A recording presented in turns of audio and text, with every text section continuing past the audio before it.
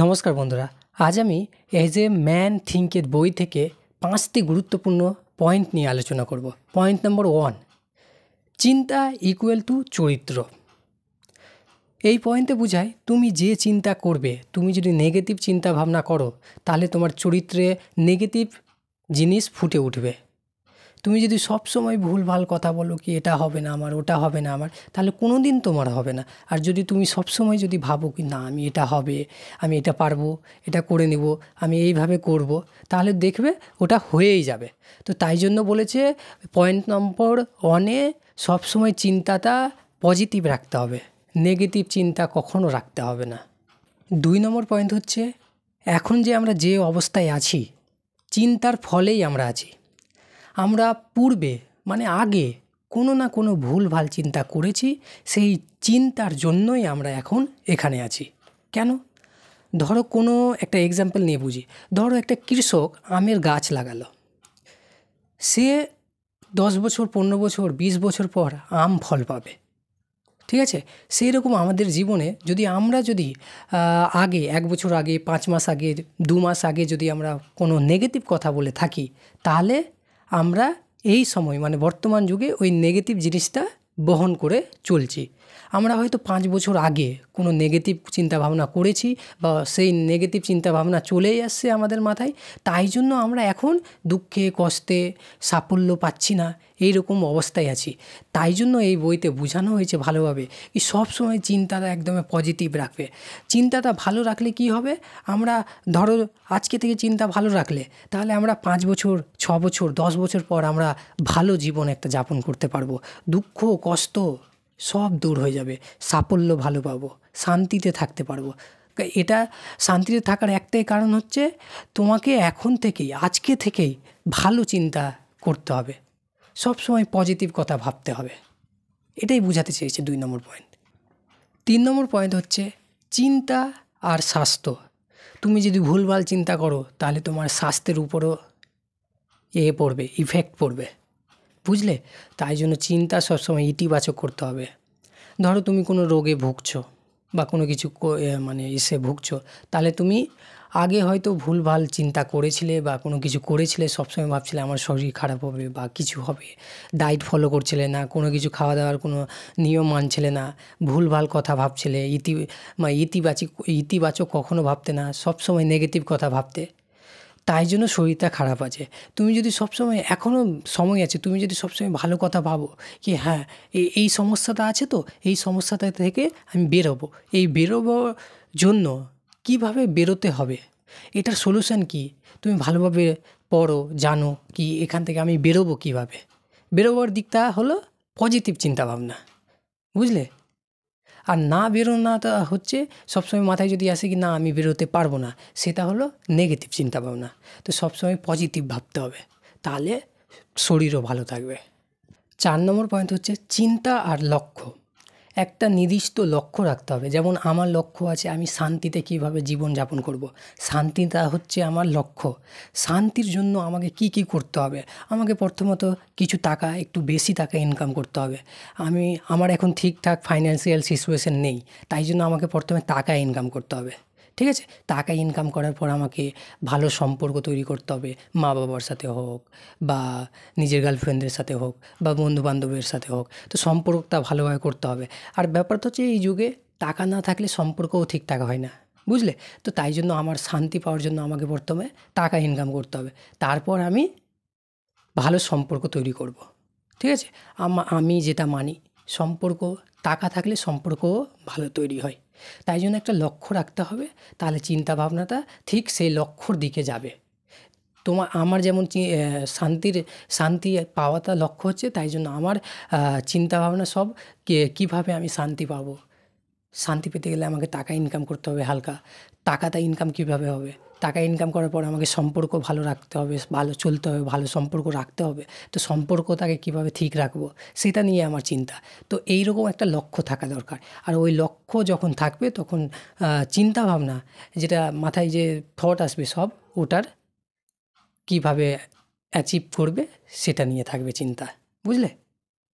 তাই জন্য বলেছে লক্ষ্য একটা রাখবে। 5 নম্বর পয়েন্ট হচ্ছে চিন্তা পরিবর্তন ইকুয়াল টু জীবন পরিবর্তন। মানে হচ্ছে চিন্তা যদি তুমি পরিবর্তন করতে পারো তাহলে জীবন নিজে থেকেই সুন্দর হয়ে যাবে। সেটাকে তোমাকে ভাবতে হবে না, শুধু তুমি নিজের মাথায় চিন্তাটাকে ঠিক করো, চিন্তাটাকে সবসময় পজিটিভ ভাবো, ঠিক আছে? তাহলে তোমার জীবনটা নিজে থেকেই সুন্দর হয়ে যাবে। ব্যাস, এইটুকু ছিল। 5টা গুরুত্বপূর্ণ পয়েন্ট নিয়ে আলোচনা করলাম এই বই থেকে। এই বইটা অনেক সুন্দর বই। প্রথমত এই বই সম্বন্ধে আমি জানতে পেরেছিলাম সন্দীপ মাহেশ্বরীর ভিডিও থেকে। অনেক দিন আগে, আমি যখন ছোট ছিলাম, প্রায় আমার 13-14 বছর হবে, তো তখন আমি জানতে পারি। তারপর আমি তখন এতটা গুরুত্ব দিইনি, শুধু বইয়ের সামারি পড়েছিলাম, মানে সন্দীপ মাহেশ্বরীর ভিডিওতে, আর আমি এতটা গুরুত্ব দিইনি। তারপর আমার রিসেন্টলি 2-3 বছর আগে আমি বইটা কেনার পর বইটা পড়ি, তারপর বইটা খুব সুন্দর লাগে আমার। বইটাতে একটা এক্সাম্পল দিয়েছিল আম গাছ নিয়ে। যদি তুমি আম গাছ লাগাও, মানে আম গাছ লাগাও, তাহলে ফল দিবে আমের মতো আম, মিষ্টি ফল। আর যদি তুমি নিমের গাছ লাগাও, তাহলে কি দিবে? নিমের পাতা হবে, ওটা তেতো। তো জীবনেও সেরকমই। জীবনে যদি তুমি ভালো জিনিস ভাবো, চিন্তা করো, কনজিউম করো, ভালো জিনিস শোনো, দেখো, তাহলে তোমার ফিউচারেও ভালো জিনিস হবে।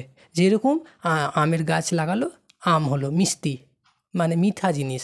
আর নিম গাছ লাগালো, তো নিম মানে তেতো জিনিস। তো সেই রকম প্রথমত রেজাল্ট পাওয়া যাবে না, 10 বছর 15 বছর। আমের গাছ বড় হতে কত সময় লাগে, সেরকম তোমাকে আজকে মানে ডেলি ভালো জিনিস শুনতে হবে, দেখতে হবে, চিন্তা ভাবনা করতে হবে ভালো জিনিসের। তাহলে তুমি 5 বছর 10 বছর পর ভালো জীবন পাবে, মানে মিষ্টি ফল পাবে।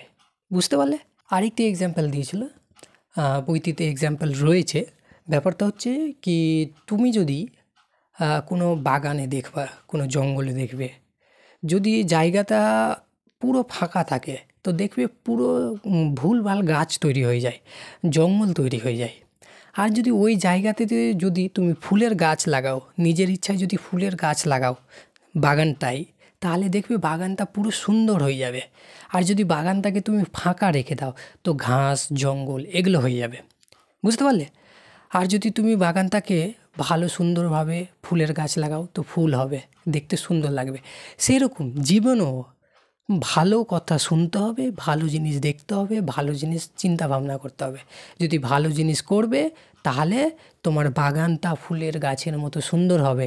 আর যদি তুমি কোনো চিন্তা ভাবনাই করো না ভালো, একদম বসে আছো, ঘুমিয়ে আছো, মোবাইলে ভুলভাল জিনিস দেখছো, মোবাইলে ভুলভাল জিনিস দেখলে তোমার জঙ্গল তৈরি হয়ে যাবে। আর যদি তুমি ফাঁকাই রেখে দাও, মানে কোনো কিছু দেখবা না, কোনো কিছু করবা না, তবুও তোমার জায়গাটা জঙ্গলে পরিণত হবে। আর যদি তুমি ভালো চিন্তা ভাবনা করো, তাহলে ফুলের গাছ তৈরি হবে। আর যদি খুব খারাপ চিন্তা ভাবনা করো, তাহলে ভুলভাল গাছ তৈরি হবে। বুঝতে পারলে? ফাঁকাও রাখতে হবে না, আর ভুলভাল চিন্তাও করতে হবে না। ভুলভাল চিন্তা করলে তোমার জঙ্গল হয়ে যাবে, দেখতে ভালো লাগবে না। আর যদি ফাঁকা রেখে দাও, ওটাও ঘাস পাত হয়ে পুরো জায়গাটাকে নিজে থেকেই ঘিরে নেবে, খারাপ হয়ে যাবে। তাই জন্য তোমাকে ফুলের গাছ লাগাতে হবে। ফুলের গাছ মানে হচ্ছে ভালো জিনিস দেখতে হবে, ইউটিউবে ভালো জিনিস দেখতে হবে। ওই জিনিসটাতে শুধু স্ক্রল করলে হবে না, ভুলভাল জিনিস দেখলে হবে না। বুঝতে পারলে? ফেসবুকে শুধু করছো, অন্যের ছবি দেখছো, দেখছো, হ্যান দেখছো, নিজের মেন্টাল হেলথের ধাজিয়ে উড়াচ্ছ। ওই ফেসবুকে অন্য কারো বন্ধুদের, এই বন্ধুরা রেস্টুরেন্ট গেলো, ছবি ছাড়লো, এর সাথে ছাড়লো, ওর সাথে ছাড়লো, ওগুলো দেখে হবে না। ইউটিউবে থাকবে, ইউটিউবে ভালো ভিডিও দেখবে। অনেক ভালো ব্যক্তিরা আছে ইউটিউবে ভিডিও বানায়, তাদের ভিডিও দেখবে, বই পড়বে, বন্ধুদের সাথে আড্ডা মারবে, রিয়েলে আড্ডা মারবে, ঘুরতে বেরোবে। বুঝলে? নয়তো সোলো ট্রিপ করবে। ওই ভুলভাল জিনিস করবে না, এত ফেসবুকে পড়ে থাকবে না, অন্যের ছবি স্টক করতে যাবে না, এর আইডি দেখো, ওর আইডি দেখো, ওগুলো করতে যাবে না। বুঝলে? জীবনে ভালো ফুলের গাছ লাগাও, তাহলে জীবনটা সুন্দর হবে। ফুলের গাছ মানে ভালো জিনিস কনজিউম করা, এটা মাথায় রাখবে। ফুলের গাছ বলছি না তো, ফুলের গাছ বলছি তো ফুলের গাছ লাগাবে না বাড়িতে। বুঝলে? জীবনে ভালো জিনিস কনজিউম করাটাই হলো ফুলের গাছ লাগানো। বুঝতে পারলে? তাহলেই ফলটা, ভালো জিনিস কনজিউম করলে ফল ভালো হবে। যেটা আগে এক্সাম্পল দিলাম, মিষ্টি আম মিষ্টি হবে। বুঝলে? আম ফল পাবে। আর ভুলভাল জিনিস করলে তেতো ওই নিমের গাছ তৈরি হবে। মাথায় ঢুকলো তো? আর ভিডিওটি ভালো লাগলে সাবস্ক্রাইব করে দিও, আর কমেন্টে জানিও কেমন লাগলো।